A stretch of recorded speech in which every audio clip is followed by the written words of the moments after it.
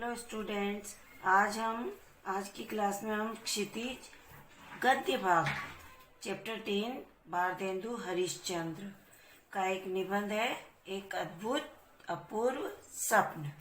उसको पढ़ेंगे और उसके बारे में जानेंगे। तो सबसे पहले आप भारतेंदु हरिश्चंद्र का जीवन परिचय देख लीजिए। और सबसे पहले तो आप भारतेंदु का देख लीजिए कि इन्हें भारतेंदु क्यों कहा गया है नाम। तो देखिए, भारत प्लस इंदु मतलब भारत के चंद्रमा अर्थात भारतेंदु। ये तो इनके नाम के बारे में था। अब देखिए इनका जीवन परिचय। इनका जन्म 1850 में काशी के एक अच्छे समृद्ध परिवार में हुआ। इनके पिता गोपाल चंद्र, वो भी हिंदी के अच्छे कवि थे। और भारतेंदु को बचपन से ही उनके पिता का मतलब अचानक मृत्यु हो गई और वे उस विपुल मतलब जो बहुत सारी संपत्ति है उसके एकमात्र वारिस रह गए। उन्होंने अपनी संपत्ति लोक सेवा और साहित्य सेवा के कार्य में लगा दी। मतलब उनके पिताजी बहुत सारी संपत्ति छोड़ गए थे। उन्होंने उस सारी संपत्ति को साहित्य सेवा में और लोगों की सेवा में लगा दिया। उनके द्वारा स्थापित किया हुआ हाई स्कूल बनारस में अब हरिश्चंद्र कॉलेज के नाम से चल रहा है और अभी भी है। वे जन्म से ही कुशाग्र यानी बहुत तेज बुद्धि और प्रतिभाशाली थे। कविता करने का शौक उन्हें बचपन से ही था। 16 वर्ष की आयु होने पर उन्होंने ग्रंथ रचना आरंभ कर दी। ग्रंथ यानी बड़े बड़े ग्रंथों की रचना। लगभग 35 वर्ष की अल्प यानी कम उम्र में ही सन 1885 में उनका स्वर्गवास हो गया। मतलब उनकी जीवन यात्रा बहुत ही कम रही है। मतलब 35 वर्ष की आयु में ही उनका जीवन समाप्त हो गया। उसी बीच उन्होंने बड़े बड़े ग्रंथों की रचना, कविताओं की रचना, सब कुछ किया और हिंदी साहित्य में एक अपना अद्भुत स्थान निश्चित किया। भारतेंदु को वर्तमान हिंदी गद्य का प्रवर्तक माना जाता है। भाषा और साहित्य दोनों पर उनका स्थायी प्रभाव पड़ा है। ये आ सकता है कि भारतेंदु को वर्तमान हिंदी गद्य का प्रवर्तक माना जाता है। और क्यों माना जाता है? तो उन्होंने गद्य की भाषा को परिमार्जित यानी उसको अच्छा शुद्ध कर उसे मधुर और स्वच्छ बनाया। वे सुधारवादी थे। वे किसी भी क्षेत्र में सुधार करते थे, न कि कमियां निकालते थे। प्राचीन और नवीन का सामंजस्य माने पुरानी और नई पीढ़ी या बातें या कल्पनाएं, इन सब का आपस में तालमेल भारतेंदु जी की सबसे बड़ी विशेषता रही है। इस निबंध में भी उन्होंने प्राचीन यानी उस समय की तत्कालीन शिक्षा और वर्तमान समय की शिक्षा के बीच में सामंजस्य बिठाकर इस निबंध में व्यंग किया है। आपकी भाषा में संस्कृत के तद्भव शब्दों को ही बहुतायत है। मतलब बहुत सारे इनके तद्भव शब्दों का उन्होंने उपयोग किया है। लोकोक्तियां और मुहावरों के प्रयोग से उनकी भाषा में और भी लालित्य आ गया, मतलब नयापन। जब भी वो गद्य में किसी भी निबंध, उपन्यास, कहानी इनकी रचना करते हैं तो लोकोक्तियां और मुहावरों का भी अधिक प्रयोग करते हैं, जिससे भाषा और अधिक रोचक और नया रूप ले लेती है। स्थान स्थान पर रोचकता बढ़ाने के लिए उन्होंने हास्य और व्यंग के भी प्रयोग किए। जब आप ये निबंध रीड करेंगे तो आपको कहीं कहीं हंसी भी आएगी।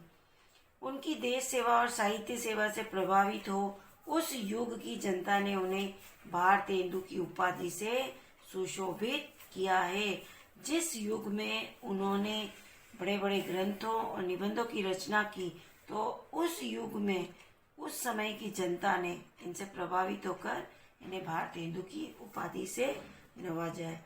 भारतेंदु इन्हें उपाधि मिली हुई है। नाम तो इनका हरिश्चंद्र है और इस उपाधि का मतलब हुआ भारत के चंद्रमा, जो हमेशा चमकते रहेंगे। जब तक ये धरती और आकाश रहेंगे तब तक भारतेंदु का नाम चमकता रहेगा।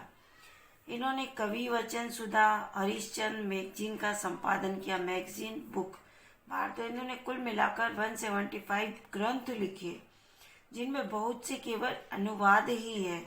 इनके द्वारा लिखे जिन नाटकों का हिंदी संसार में बड़ा आदर है उनमें वेदी की हिंसा, न भवती, कर्पूर मंजरी, सत्य हरिश्चंद्र, चंद्रावली, नाटिका, भारत दूरदर्शा, अंधेर नगरी, नील देवी, मुद्रा राक्षस आदि बहुत प्रसिद्ध है। ये इन रचनाओं का संसार में बहुत बड़ा आदर मिला है इनकी इन रचनाओं को, और इन्होंने गद्य में अधिक रचनाएं की है, इसलिए इन्हें गद्य का प्रवर्तक माना जाता है। अब देखिए इनका पाठ परिचय। पाठ परिचय में जो मैं बोल रही हूँ वो इस बुक में नहीं है, मैं तो आपको इस बुक में इस निबंध में क्या आएगा वो चीज समझा रही हूँ। तो ये जो प्रस्तुत निबंध है ये एक अद्भुत अपूर्व स्वप्न नामक जो ये निबंध है, इसका जो मुख्य विषय यानी वर्ण विषय मन में उठने वाले काल्पनिक भावों का उल्लेख करना है। मतलब हमारी कल्पना से हमारे मन के अंदर जो भाव उठते हैं उन भावों का उल्लेख किया गया है इस निबंध के अंतर्गत। परंतु इसमें व्यंग रूप में यह भी वर्णन किया गया है कि उस समय है तत्कालीन समय, जिस समय हरिश्चंद्र जी का समय चल रहा था, उस समय हमारा समाज धर्मांधता मतलब धर्म में अंधा, स्वार्थपरता मतलब स्वार्थी तथा अंग्रेज सरकार की अत्याचारपूर्ण नीतियों से जर्जरित हो गया था, मतलब अस्त व्यस्त हो गया था। शिक्षा पद्धति का ढांचा मतलब शिक्षा पद्धति मतलब जो शिक्षा थी हमारी उसका स्ट्रक्चर एकदम विकृत हो गया, मतलब अपंग हो गया था, अस्त व्यस्त हो गया था। इसमें नश्वर संसार में यशस्वी होने की लालसा आदि का वर्णन किया गया। मतलब लेखक का कहना है कि ये मनुष्य जीवन नश्वर है और ये संसार भी नश्वर है, एक दिन सब कुछ खत्म होने वाला है, और उस समाप्त होने वाले संसार में लोगों के अंदर मतलब यश प्राप्त करने की, प्रसिद्धि प्राप्त करने की जो लालसा है वो और अधिक बढ़ती जा रही थी। तो उस चीज का वर्णन इसमें किया गया है। उस समय कुछ सामाजिक चेतना वाले लोग, जब अंग्रेजों का हमारे देश में शासन था उस समय, यथापि देश में शिक्षा का प्रसार करना चाहते थे, लेकिन उनमें कर्मठता का अभाव था। मतलब वह अच्छे कर्मठ कार्यकर्ता नहीं थे और कोरे स्वप्न देखने की परंपरा थी। लेखक ने ऐसी स्थिति पर अपने स्वप्न के माध्यम से व्यंग किया है इस निबंध के अंदर।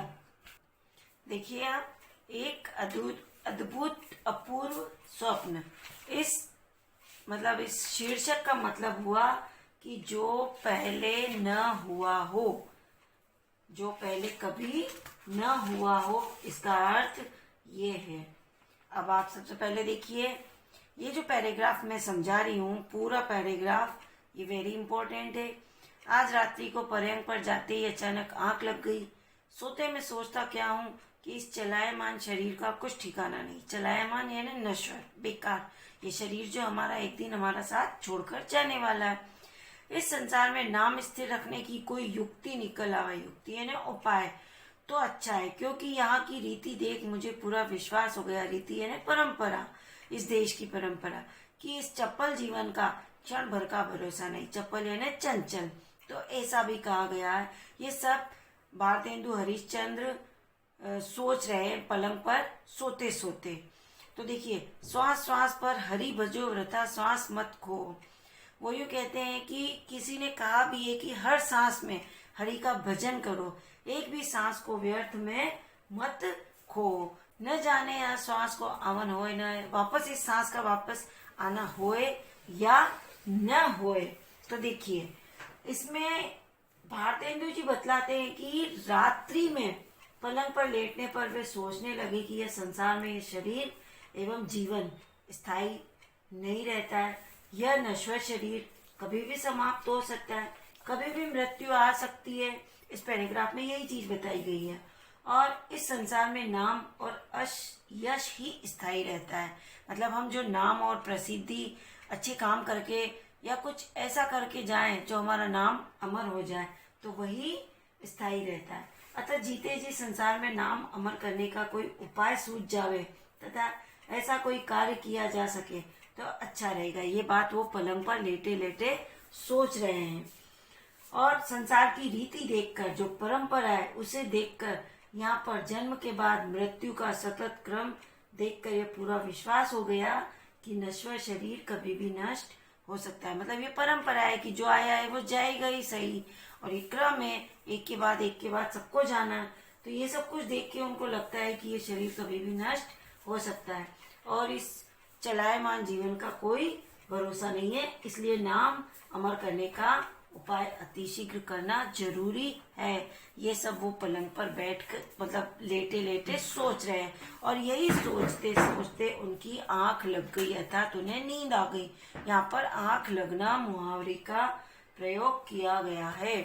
और इस पैराग्राफ में लेखक ने मानव जीवन की जो स्थिति है और आकांक्षा दोनों का एक साथ सुंदर वर्णन किया गया है। अब देखिए नेक्स्ट पैराग्राफ। देखो समय सागर में एक दिन सब संसार अवश्य मग्न हो जाएगा।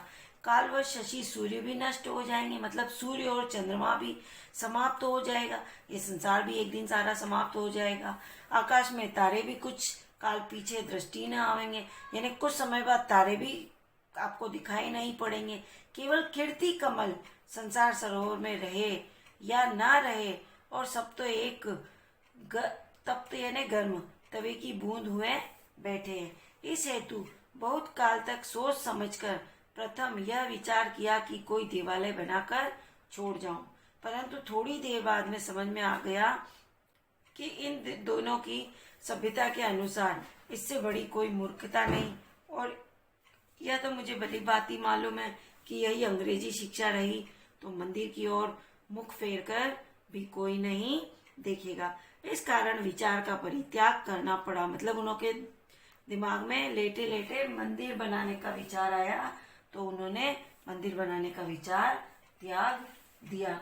तो देखो लेखक कहता है कि भारतेंदु ये सब स्वप्न में ही सोच रहे हैं। अब ये स्वप्न चल रहा है उनका, और वो स्वप्न में सोचने लगे कि इस समय रूपी समुद्र में, मतलब समय को उन्होंने एक समुद्र के समान बताया, एक दिन यह नश्वर संसार को भी नश्वर कहा है कि अवश्य डूब जाएगा। उस स्थिति में न हम रहेंगे, न ये संसार रहेगा, और न ये शरीर रहेगा। समय बहुत बलवान है, कुछ भी नहीं रहेगा, रहेगा तो सिर्फ समय। समय के आगे किसी की भी कुछ नहीं चलती। एक दिन ये चंद्रमा, सूर्य ये भी नष्ट हो जाएंगे। यहाँ तक कि आकाश में नजर आने वाले ये तारे भी नहीं रहे। केवल मनुष्य का जो कीर्ति रूपी कमल यानी यश रूपी कमल, जो मनुष्य यश प्राप्त करेगा या अपने को अमर बनाने के लिए इस संसार में वो ऐसा कुछ कर जाएगा, तो वह रूपी कमल इस संसार में रह जाएगा, बाकी सब कुछ नष्ट हो जाएगा। देखिए तो किस प्रकार, जिस प्रकार तपते हुए तवे पर पानी की बूंद गिरकर क्षण भर में नष्ट हो जाती है, उसी प्रकार संसार में अपने नाम को स्थिर करने के लिए कुछ ऐसा काम करना चाहिए कि इस नश्वर शरीर के नष्ट हो जाने के बाद भी यश रूपी शरीर इस संसार में बना रहे। कहने का मतलब ये यश बना रहे, यश रूपी शरीर बना रहे, बाकी तो शरीर के नष्ट हो जाने पर यश बना रहे, ये कहने का मतलब है उनका। इस हेतु बहुत समय तक निबंधकार ने अपने मन में विचार किया, मतलब सपने में ही किया ये सब कुछ। सबसे पहला उनके मन में यह विचार आया कि इस संसार में मैं अपना नाम स्थायी रखने के लिए एक मंदिर बनवाऊं। लेकिन इस विचार के बाद यह बाधा आई कि मंदिर अगर बना भी दिया तो इन दिनों हमारे देश पर पाश्चात्य सभ्यता का जो प्रभाव पड़ा हुआ है, यदि यही स्थिति रही तो अंग्रेजी शिक्षा इतना प्रभाव हो जाएगा कि मंदिर की तरफ कोई मुंह फेर कर भी नहीं देखेगा। लोग जैसे जैसे 21वीं सदी की ओर बढ़ते जाएंगे तो फिर उनका ये मंदिर और ये हमारी संस्कृति इसकी ओर रुझान कम रहेगा, तो फिर लोग मंदिर बनवाने से क्या लाभ। इस सोच के साथ ही निबंधकार ने मंदिर को बनवाने के लिए विचार छोड़ना पड़ा। और इस लेखक ने कल्पना की प्रधानता के मध्य इस नश्वर संसार में स्थिर रखने की इच्छा को प्रकट किया है इस पैराग्राफ में। और लेखक ने तत्कालीन यानी उस समय की शिक्षा व्यवस्था की स्थिति और उसके बुरे प्रभाव की ओर संकेत किया। तो लेखक ने मंदिर बनवाने का विचार क्यों त्याग दिया, ये क्वेश्चन यहाँ पर बनता है और इसी पैराग्राफ में इसका उत्तर आपको मिल जाएगा, जो आपको एक्स्ट्रा क्वेश्चन के अंतर्गत लिखना है। अब देखिए आगे। फिर उन्होंने पढ़े पढ़े पुस्तक रचने की सूझी। पहले तो उन्होंने मंदिर बनाने का विचार किया, वो त्याग दिया। अब उसके बाद उन्होंने किसी पुस्तक की रचना करने का विचार किया, परंतु इस विचार में बड़े कांटे निकले, मतलब परेशानियां हुई।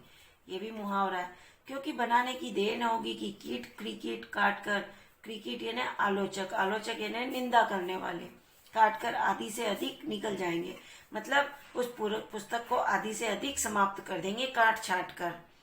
यश के स्थान पर अपयश प्राप्त होगा, मतलब लेखक तो यश प्राप्त करने के लिए पुस्तक की रचना कर रहा है और उनके आलोचक उनको मतलब उनकी कमियां निकाल निकाल कर यश तो दूर गया, अपयश मिलेगा। जब देखा कि अब टूटे फूटे विचारों से काम नहीं चलेगा, तब लाड़ीली नींदी को रात पड़ोसियों के घर भेज, आंख बंद कर, मतलब उन्होंने नींद को पड़ोसियों के घर भेज दिया, ये सब कुछ सपने में, और आंख बंद कर शिव जी की, शंभु यानी शिव जी की समाधि सी लगा गया। यहाँ तक कि 61 या 51 वर्ष की उसी ध्यान में बीत गए। अंत को एक मित्र के बल से अति उत्तम बात की पूछ हाथ में पड़ गई। ये भी मुहावरा है, मतलब उनके मित्र ने कभी उन्हें एक सलाह या कोई एक सुझाव दिया था, तो वो सुझाव का एक क्लू उनके हाथ में आ गया और स्वप्न में ही प्रभात होते ही पाठशाला बनाने का विचार उन्होंने पक्का कर लिया। परंतु जब थैली में हाथ डाला तो केवल 11 गाड़ी ही मुहरे निकली। आप जानते हैं इतने में मेरी अपूर्व पाठशाला का एक कोना भी नहीं बन सकता है। तो निदान यानी उपाय अपने इष्ट मित्रों की सहायता लेनी पड़ी। ईश्वर को कोटि धन्यवाद दिया जिसने हमारी ऐसी सुनी। यदि ईंटों के ठोर मुहर चुनवा लेते तब भी तो 10-5 रेल रुपए और खर्च करने पड़ते। होते होते सब हरी कृपा से बनकर ठीक हुआ। इसमें व्यय हुआ वह तो मुझे स्मरण नहीं, मतलब उनको याद नहीं। उनकी पाठशाला बन गई है सपने में।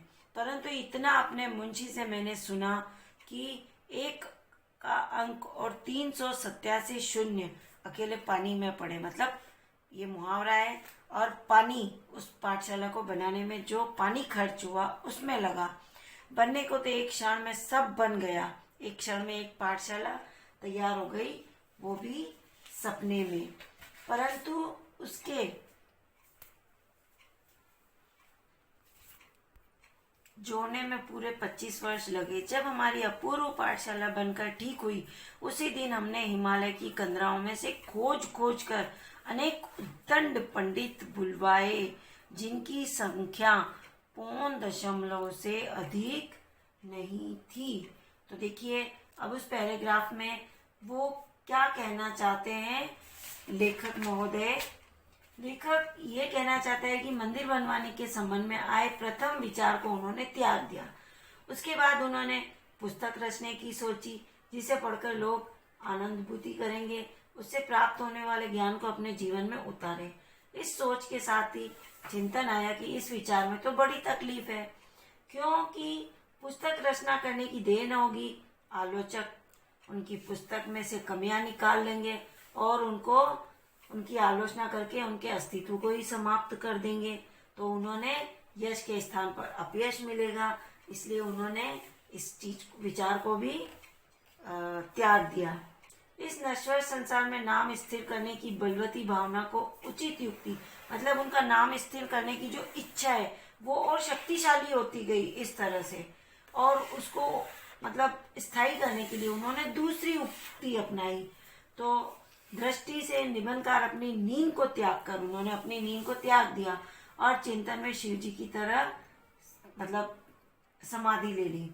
इस चिंतन में उनकी आयु का एक बहुत बड़ा हिस्सा बीत गया, मतलब ये चीज सोचने में, और अंत में उसने अपने मित्र के सहयोग से आए विचार पर अपना ध्यान केंद्रित किया और अपने नाम को इस संसार में स्थिर करने के लिए एक पाठशाला का निर्णय कर लिया। अंत में और अब देखिए, भारतेंदु जी कहते हैं कि ईश्वर की कृपा से पाठशाला बनकर तैयार हो गई। इस अपूर्व पाठशाला के निर्माण में कितना खर्च हुआ वह तो मुझे पता नहीं। संबंध में लेखक ने अपने मुंशी से इतना सुना कि एक के